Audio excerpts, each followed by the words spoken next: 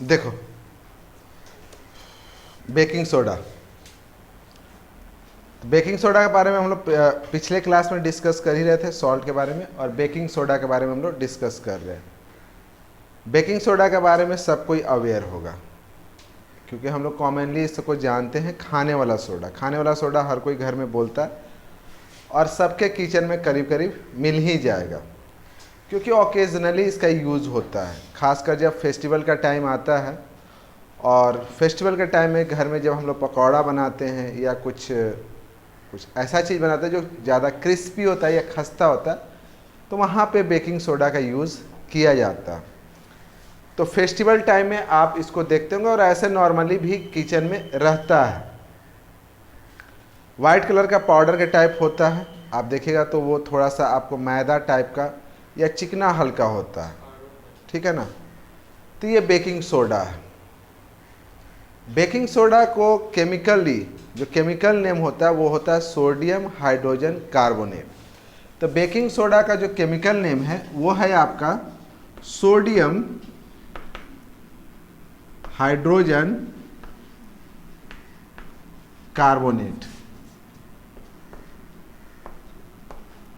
Carbonate, ठीक है ना।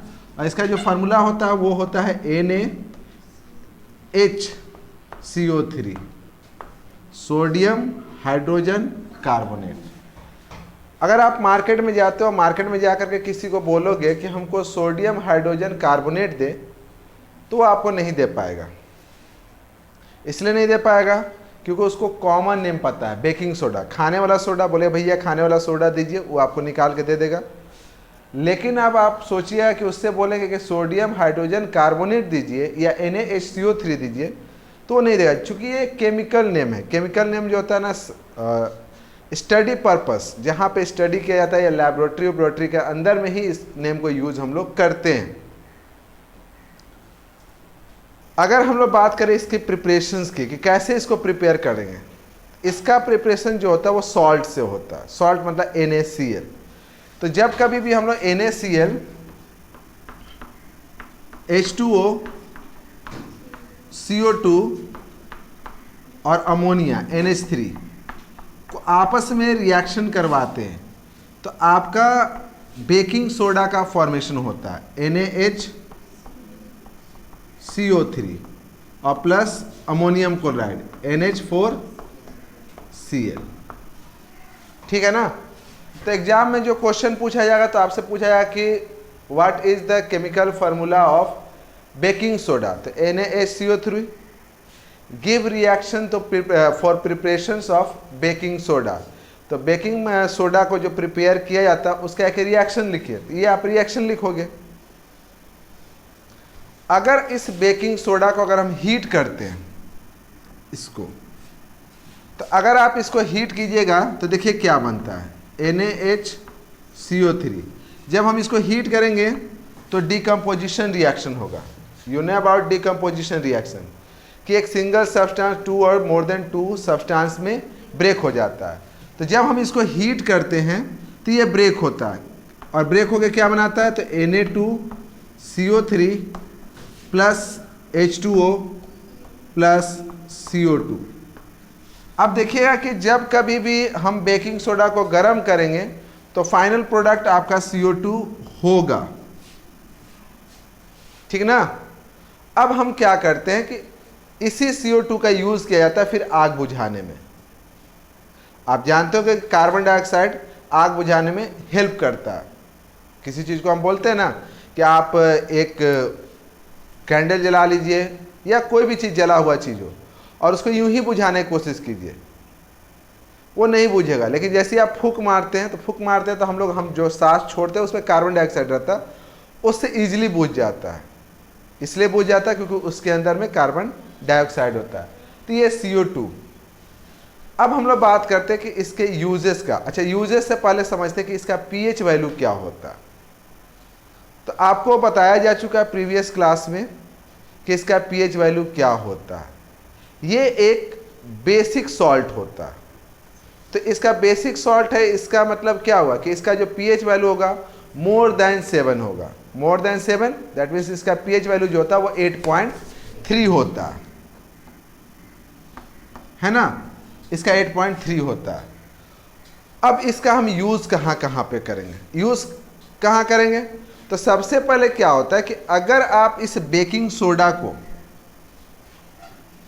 किसी भी एसिड, एडिएबल एसिड, नॉट कि आप मिनरल एसिड की बात कीजिए, कि इस बेकिंग सोडा को अगर हम यूजेस की बात करते हैं ना, तो अगर आप इस बेकिंग सोडा को किसी भी एडिएबल एसिड से रिएक्शन करवाइए तो जो प्रोडक्ट बनता है वो क्या बनता है? तो उसमें CO2, H2O और सॉल्ट ऑफ सोडियम क्या बनेगा? अगर आप यहाँ पे एडिएबल एसिड, एडिएबल एसिड का मतलब हो गया कि आप कार्बोनिक एसिड की बात कर, मतलब कि वो ऑर्गेनिक एसिड की बात करते हैं। तो ऑर्गेनिक एसिड में आप जानते होगा ना कि COOH, आप जब कार्बन कंपाउंड पढ़ोगे तो वहाँ पर पढ़ाया जाएगा कि उसका एक फंक्शनल ग्रुप होता है COOH। तो यहाँ पे अगर हम इस बेकिंग सोडा को किसी भी ऑर्गेनिक एसिड से रिएक्ट करवाएं तो रिएक्ट करवाने के बाद दो चीज़ तो कॉमन है कि H2O बनेगा, एक CO2 बनेगा और साथ ही साथ सॉल्ट ऑफ सोडियम बनेगा। तो हम यहाँ पे क्या लेते हैं, ऐसे लेते हैं NaHCO3 प्लस, आप बुक में देखिएगा तो यहाँ पे लिखा होगा H+ आयन, ऐसे। ये H+ आयन का मतलब सिर्फ ये नहीं कि ये H+, इसका मतलब ये है कि ये एक ऑर्गेनिक एसिड है। ऑर्गेनिक एसिड मतलब कि यहाँ पे लिखा होगा एडिएबल एसिड,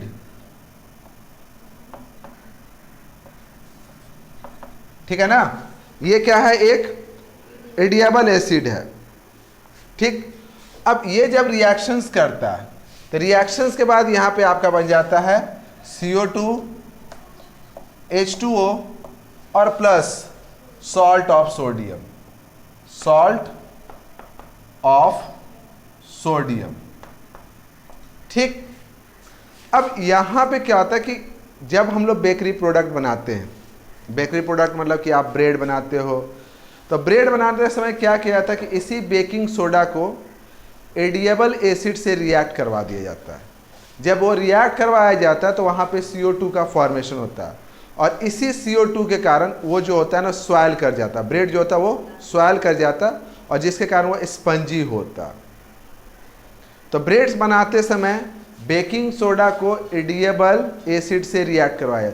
एडिएबल एसिड आपको मालूम होगा कि अगर आप डालडा की बात कीजिए तो वो भी एक एडिएबल एसिड है, उसको हम लोग फैटी एसिड भी कहा जाता है, आगे चल कर पढ़े होंगे तो फैटी एसिड कहा जाता है, ठीक है ना। तो जब हम लोग इसको इसमें एक एग्जांपल दिया हुआ है टार्टेरिक एसिड, कि अगर आप ये बेकिंग सोडा को टार्टेरिक एसिड से रिएक्ट करवा दीजिए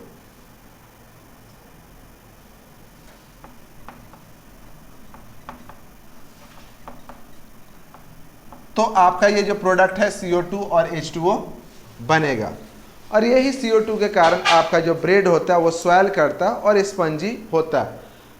किसी को याद है कि किस किस फ्रूट्स के अंदर टार्टेरिक एसिड होता है?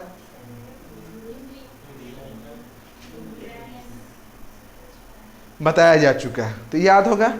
चलिए, तो एक यूज हुआ कि बेकिंग सोडा का use in the formation of bakery product, कि बेकिंग सोडा का यूज हम लोग बेकरी प्रोडक्ट बनाने में करते हैं, पहला यूज।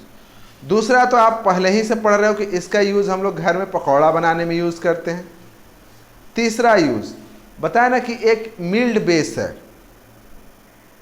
मिल्ड बेस है तो इसका use as a anti acid कर सकते हैं। एंटी एसिड मतलब कि अगर आपके पेट के अंदर एसिडिटी है तो उसको न्यूट्रल, मतलब एसिडिटी का मतलब क्या होता है कि हमारे पेट के अंदर में हाइड्रोक्लोरिक एसिड है, तो उसको न्यूट्रलाइज करने के लिए आप इसका यूज कर सकते हो, ठीक है।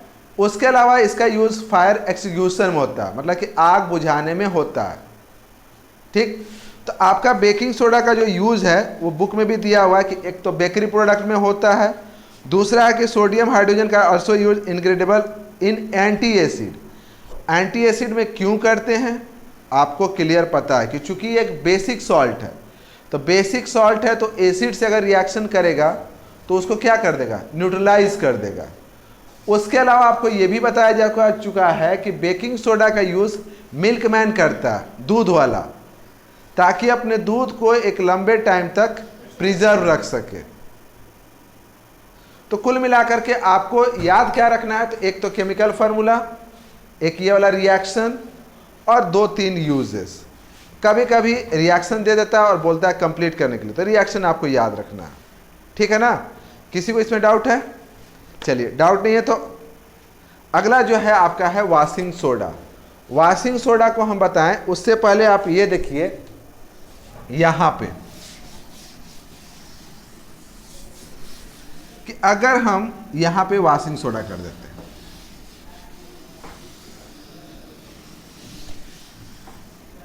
ठीक है ना,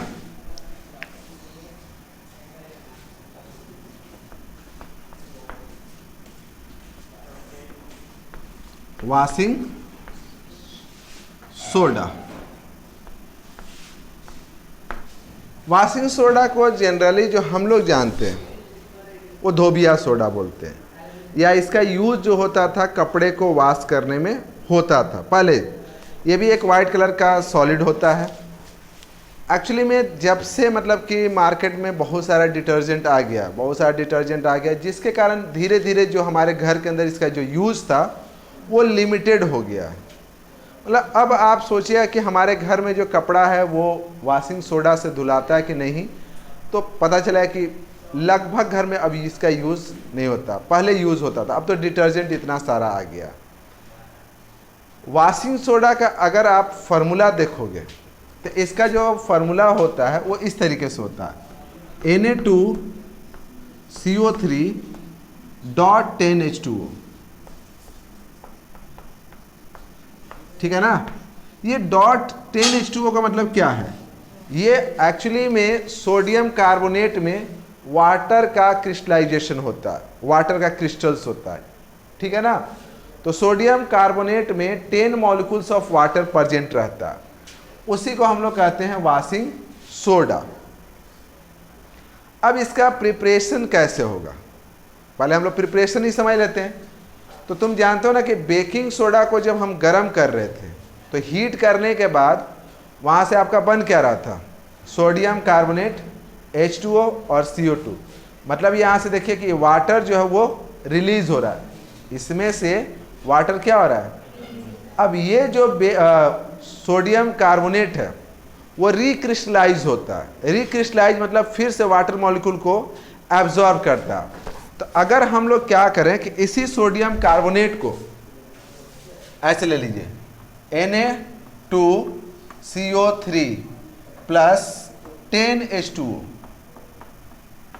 तो फिर इस सोडियम कार्बोनेट का फिर से रिक्रिस्टलाइजेशन होता है, और रिक्रिस्टलाइजेशन होने के बाद फिर बन क्या जाता है आपका Na2CO3.10H2O,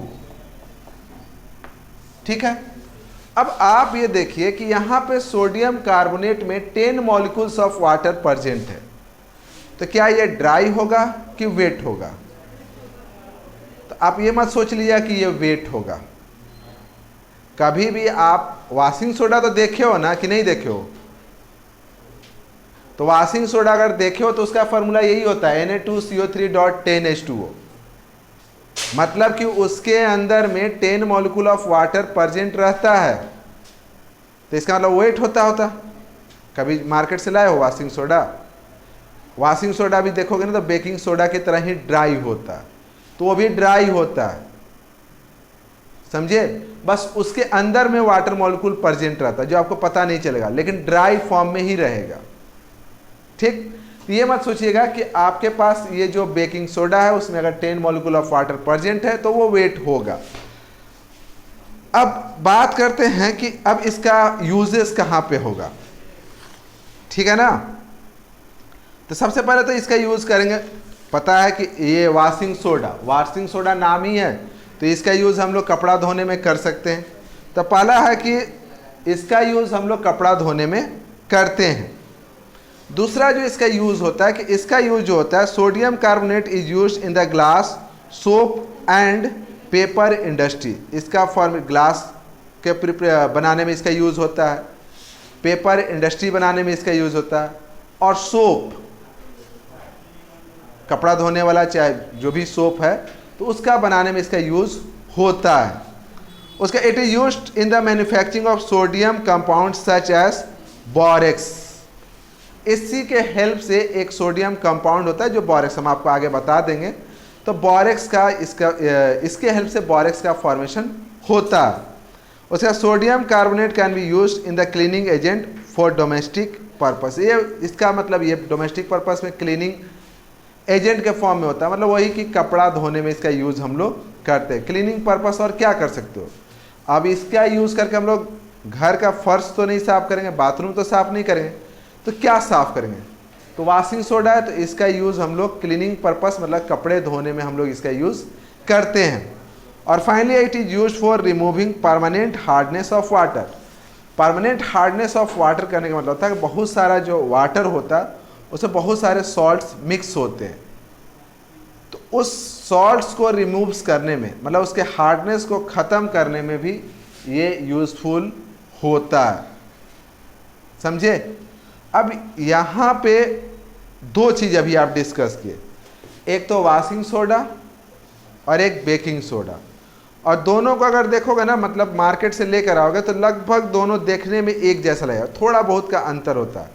अगर अचानक से किसी नए आदमी को दे दिया जाए, एक बार देखा करके दोबारा दे दिया जाए तो लगेगा दोनों सेम ही हैं, थोड़ा सा अंतर होता है, जो जानते होंगे तो वो थोड़ा सा ज़्यादा चिकना होता है आपका बेकिंग सोडा, और ये थोड़ा सा हल्का रफ टाइप का होता है। दोनों सॉल्युबल इन वाटर है, ये भी पानी में सॉल्युबल है, तो पानी में सॉल्युबल है तो घुल जाएगा। वाइट कलर का क्रिस्टलाइन सॉलिड होता है, दोनों जो होता है वाइट कलर का क्रिस्टलाइन सॉलिड होता है, और दोनों को हम लोग जनरल पर्पस में यूज़ करते हैं। एक चीज़ और आपको समझ में आया होगा कि यहाँ पे बाकी और भी पढ़ोगे कंपाउंड, जैसे आप पढ़ोगे कॉपर सल्फेट, तो कॉपर सल्फेट एक टॉपिक दिया हुआ भाई, are the crystal of salt really dry. तो जो क्रिस्टल ऑफ सॉल्ट मतलब कि ये जो वाटर क्रिस्टल दिया हुआ ना, तो क्या वो ड्राई होता है या वेट होता है। तो हम लोग कहते हैं कि यहाँ पे आपको दिया हुआ है कि कॉपर सल्फेट, जैसे देखो कॉपर सल्फेट जो होता है CuSO4.5H2, इसमें 5 molecule 5 molecules of water present रहता है। अभी इसका जो कलर होता है वो ब्लू होता है, ठीक है ना। जैसे तुम इसको हीट करोगे तो इसके अंदर का जो वाटर होता है वो रिलीज हो जाता है। रिलीज होने के बाद अब तो इसका कलर ब्लू नहीं रहेगा, उसके बाद इसका कलर वाइट हो जाता है, ठीक। तो इसको जब हम ये कॉपर सल्फेट में 5 मॉलिक्यूल्स ऑफ वाटर प्रेजेंट है, टॉपिक आपका दिया हुआ are the crystal of salt really dry, तो ये एक्चुअली में ड्राई है लेकिन कलर कैसा है, ब्लू, चूंकि वो वाटर मॉलिक्यूल को एब्जॉर्ब किए हुए है। जैसे ही हम इसको हीट करेंगे तो ये वाटर मॉलिक्यूल रिलीज हो जाएगा, तो बचेगा सिर्फ कॉपर सल्फेट। तो कॉपर सल्फेट का कलर फिर कैसा हो जाता है, वाइट।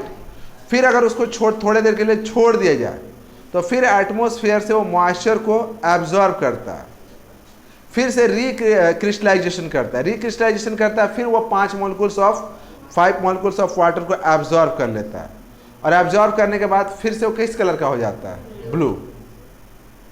लेकिन ये मत सोचिएगा कि वाटर क्रिस्टलाइजेशन होने के बाद वो वेट हो जाएगा, रहता वो ड्राई ही है, समझ में आया।